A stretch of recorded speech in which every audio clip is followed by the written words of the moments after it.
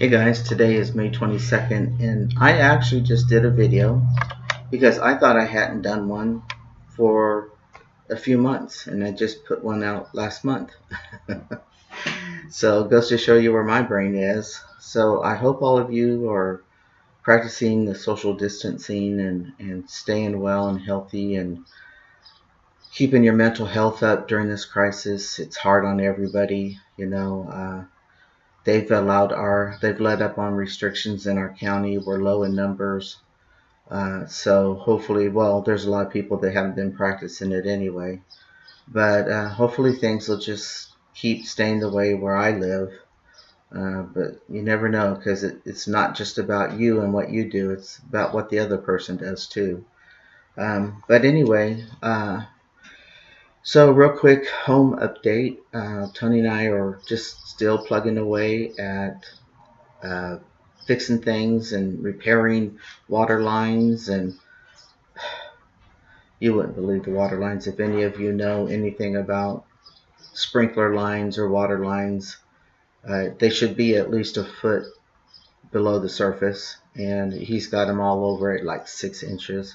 So when the truck or any weight goes on it, it eventually just pops those places where they have a connection. It's just, but anyway, that's what I'm doing. I've had to be down on my belly a lot putting pipe together, and yeah, so I'll talk a little bit about what happens when I do that. But real quick, we're going to build a shed for our hay. We're going to build 3 pens to keep our girls separate when they eat, because I've got one that's taking all the food basically. And so I got to get her working because she looks 9 months pregnant. And separate them and keep the sheep in their own pen just during feeding. So what'll happen is I'll pen them in the evening for the evening feeding. We'll keep them in the pens during the night and then feed them in the morning. And once they're done eating in the morning, I'll release them to the pasture so they'll have pasture time. And we got our round pen up. I've got a 50-foot diameter round pen. We found sprinkler lines to 2 pecan trees we have in the back, and we cleaned all that up, and the pecan trees are still coming back. I mean, they're still alive, so that's good. We found that sprinkler line that, whew, sorry guys, that runs down alongside of the pasture or our property on the west side of us, and there's a plum tree, and it goes to that. So there's a lot of things we're finding out here. It's just a mystery, and we're mapping everything so we know when we fix a line where that connection is in case we get a leak again. Um, yeah, so we're excited to do the shed next week. The lumber will be delivered, I think, Thursday. And then I'm going to be doing some painting. Going to put a facelift on the home and on the garage, and then we're going to go with red and white on the shed because our tack room's back there. It's red and white, and the round pen is red. I'm going to be painting all the iron piping around our property, painting it white. It's been white at one time, but it's rusted, and so I'm going to give it a facelift and it'll make the property look a lot nicer. My nephew-in-law, whenever I'm ready, will come around with the welder and we'll fix all the pipe that's been busted or whatever on the around the property. My brother-in-law is going to come after I set all the posts for the pins, and he's going to weld the top rack on uh, of pipe. Yeah, so a lot of things going on and just time. I've got to replace the roof on the carport. That'll happen this summer because I need to have it done before the rains next fall, winter. The shed is going to be for the hay, like I said, and we're going to move it to the where the pins are, just because we didn't lose any hay. We could have easily lost hay, but we put tarps on it because the carport leaked really bad, and it was just because it was a bad job from that guy. You know, there was no reason for a carport to leak unless you do something, you don't do the roof right, and he didn't roll the roof right. So anyway, yeah, so that's what's going on around here. So as far as transitions concerned, I'd like to talk a little bit about body image. And one of my dilemmas or my battles has been my weight and body image since I transitioned. And the reason for that being is, for those of you who already have watched me all along will know I've talked about diet, I've talked about weight gain, uh, all this stuff, and muscle mass. And as you can see, I've got good muscle mass. Um, but I have this image of me, and I forget that I'm almost 60 years old. And I keep thinking I'm like early 20s, you know? I want this image of an early 20-year-old. And I've had to let that go. I've had to I'm trying to release it because it's not going to happen. I know it could happen if I wasn't injured and I was a gym rat, but I'm not a gym rat and I am injured. So I have to come to terms with just doing the best I've done. I'm always active. Sure, I might be down a couple days because of my prior activity, but I'm not sitting around being catered to, having food made for me and stuff in my face with food all the time. And uh, I don't have any mental stresses anymore since my stepdad died. Uh, Once in a while, I get stressed out about my mom, but it's not something that I need to grab sugar like I did before, and that's what I was doing. Uh, my Tony and I, my wife and I, are getting our diet back in order, and it's not that we're really cutting out anything; we're just adding. So if we still want some ice cream, let's say, we buy it, but we don't eat it like we did before, and we're filling ourselves with, like, I barbecue now that it's warmer, and we do usually our vegetables, everything on the grill. We don't eat a lot of fried foods. Uh, we don't. The thing that we eat probably the most of is butter.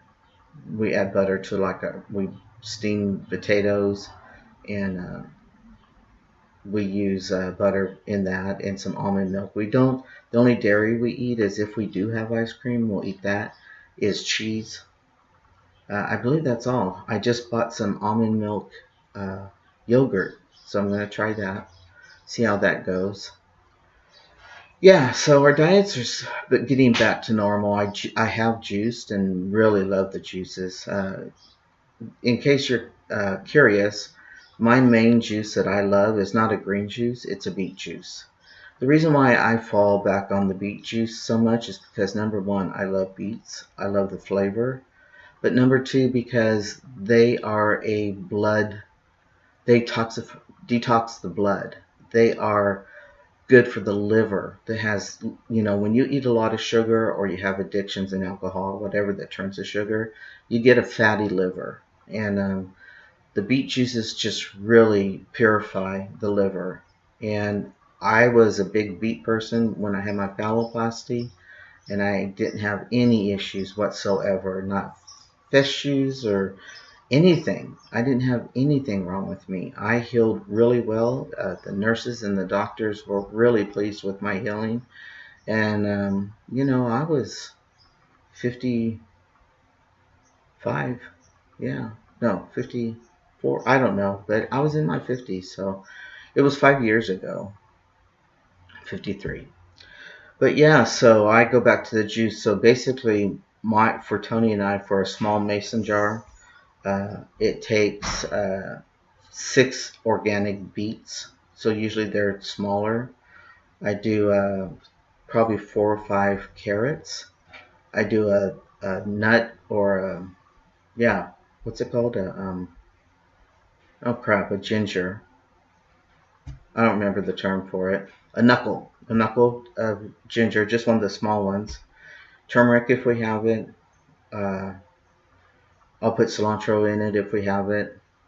Celery, lemon. I put a whole lemon. Sometimes if they're real small, I'll put two. Lemon's very important and really helps. I'll put 2 apples, not huge apples, medium sized, small apples. Let's see. I'll use the leaves of the beets too. And yeah, so that basically I think is it. Oh, cucumbers. I'll do 2 cucumbers. And I make a juice for us, and it is so refreshing. It's just so good. It's like having a glass of nice, fresh lemonade when you've been out in the sun, to us. So, yeah, we're eating good and things are going good. But the body, I realize, I'm injured. Bottom line is, an example of my injury, real quick, is to mow the pasture by hand with the self propelled lawnmower. It takes all day. And all day means probably about 4 to 5 hours. The first time I mowed it, I only did it for a couple hours. Then I went 3 days. After that, I was down for a couple days. Then I said, okay, let me try to do it in 2 days. So I did half and half while I was down 2 days. Then I tried to do it a full day. I mean, all in one day. I was down 3 days. That's when I decided we're going to go buy a riding lawnmower. An average of my activity level, because I have a Fitbit on, so an average step day for me is 8,000 steps.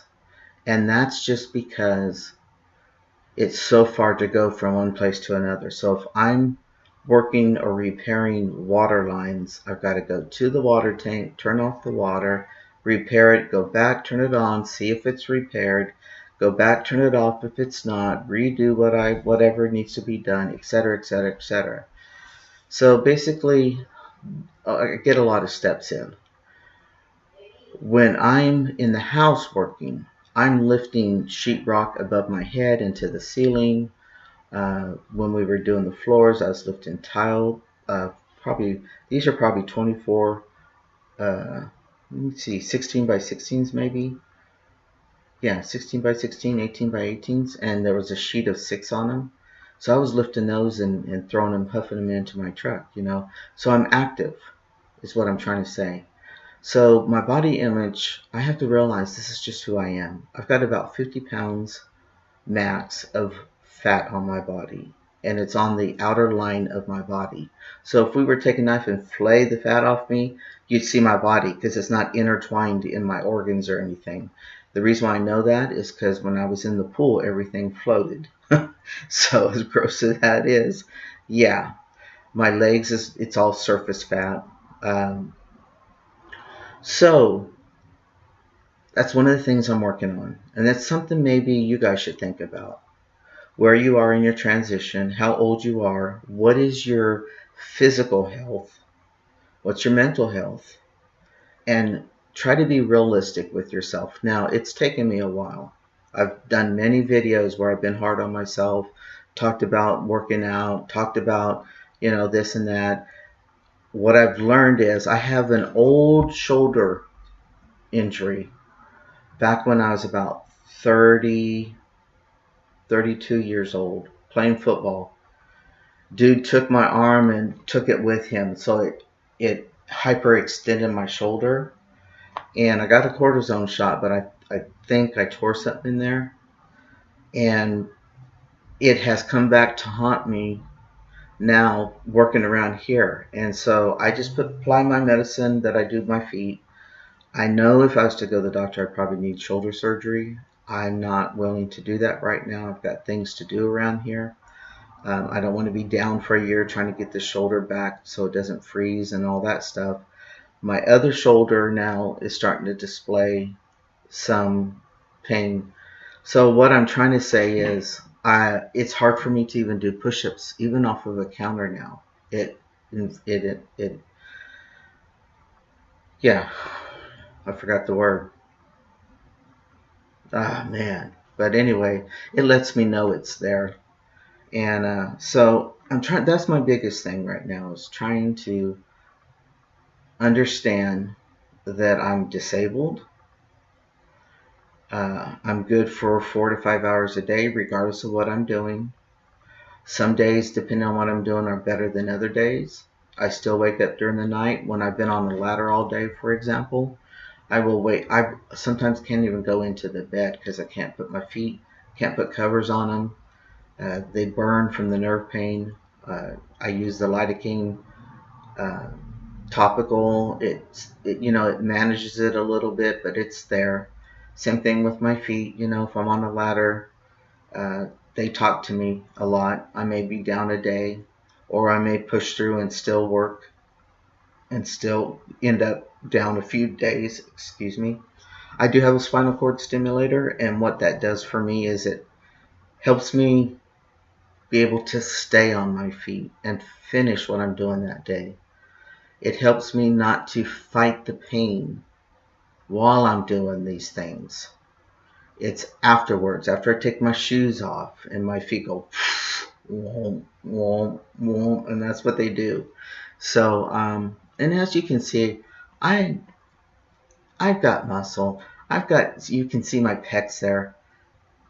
It's just the middle part that bothers me. And I'm always going to have that because I'm in a recliner, half of my day. So I'm really working on body image. So I want you guys to think about what's one thing that really bothers you that you have always fantasized or pictured yourself as your authentic self, and then you become your authentic self, but you can't reach those goals. You can't reach that image. Think about that and think about why are the reasons you can't reach that goal. For me, I'm not a gym. I can't be in the gym. Uh, I'm still down 50% of my day in a recliner. I am not going to starve myself and do the calories in and calories out thing because I don't believe in it. And, I have chronic issues. It's just the bottom line. I don't sleep every night all the way through. Regardless if it's my feet or something else, my body aches or whatever it is. I don't sleep through the night.